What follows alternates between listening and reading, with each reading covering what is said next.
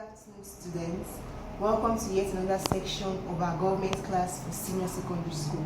I remain your teacher, Ms. Aporo Perpetua. Now, today's topic is Constitution.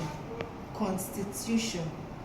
That's the topic we'll be treating for today. Now, what is Constitution?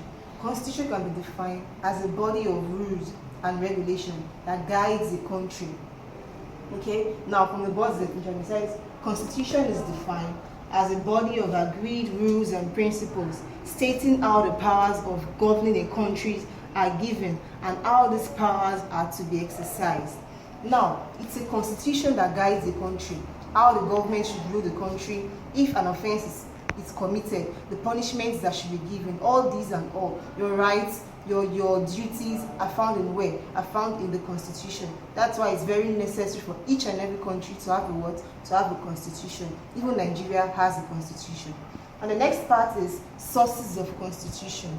Sources of constitution. Now, those things that are found in the constitution, where do they get them from? The first one, history of the people.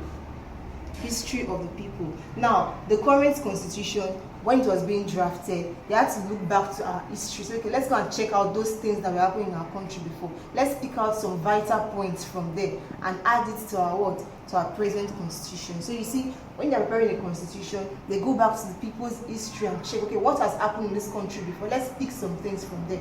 That's the first one, history of the people.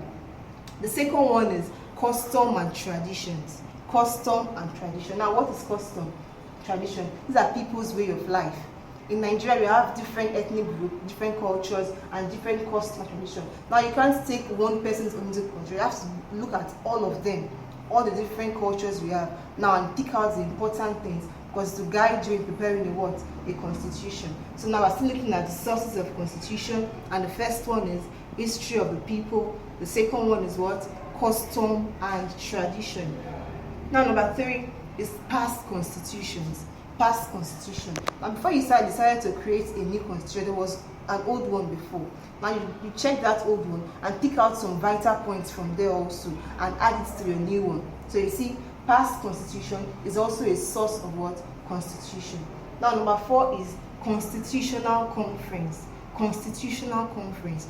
Before they decide to change a constitution or create a new one, they have to sit down and say, okay, let's bring out some things. Let's bring out your idea. What do you have to say as the governor, as the president, as a senator? Now they bring out, they hold different conferences and bring out different ideas. Okay. Now from their point of view, you can also be able to draft a constitution. And the next one is judicial precedent. Judicial precedent. Now from past case that has been tried upon before, that has been judged, they bring out some things that are important, some various points. They make reference to various cases that has happened in the past, okay, to form the new constitution. Now that's that about the sources of constitution. Number 1 is history of the people. Number 2, custom and tradition. Number 3, past constitutions. Number 4, constitutional conference. Number 5, judicial precedent. That brings us to the next part, which is types of constitution. Types of constitution. Now we have 2 types of constitution. There are 2 types of constitution. One is the written constitution and the unwritten constitution. 2 types, written and unwritten. Now, what's written constitution? A written constitution is defined as a set of documents establishing the selection of rules embodied in a document in which the fundamental principles of a political system and powers are written down and codified. What does that have to say? It means that everything about the constitution is written down in a document. Okay, let's put it down in one document for reference purpose. If you want to do something, you say, okay, let's go and check where it was written down. That's called the word written constitution. There's somewhere you can make reference to. There's somewhere you can see it from.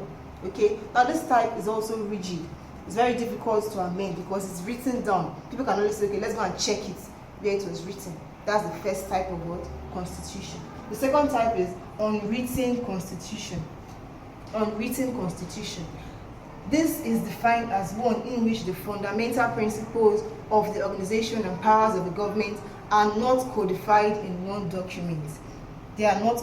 This one means that they are not written down. They just know it offhand or by heart. It's okay, it states that, this states that. Now, this part is not written down. Okay, unlike the first one that is written in the document, this one is not written, and it's flexible. So if you want to change something, it's very, very easy to change something, or to what, or to amend, unlike the first one, which is what, written, and you can easily go back to it for reference. Now that's that about constitution. Don't forget, constitution, the meaning, which is defined as a body of agreed rules and principles stating how the powers of a governing country are given, and these powers, and how these powers are to be exercised. We talked about the sources of constitution, which is history of the people, custom and tradition, past constitutions, constitutional conference, and judicial precedents. Then we went further and talked about the types of constitution, where the first one was written constitution, and the second one was what? Unwritten constitution.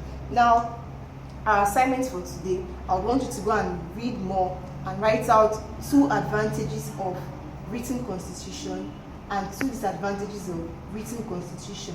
Number 2 advantage of unwritten constitution and 2 disadvantage of unwritten constitution.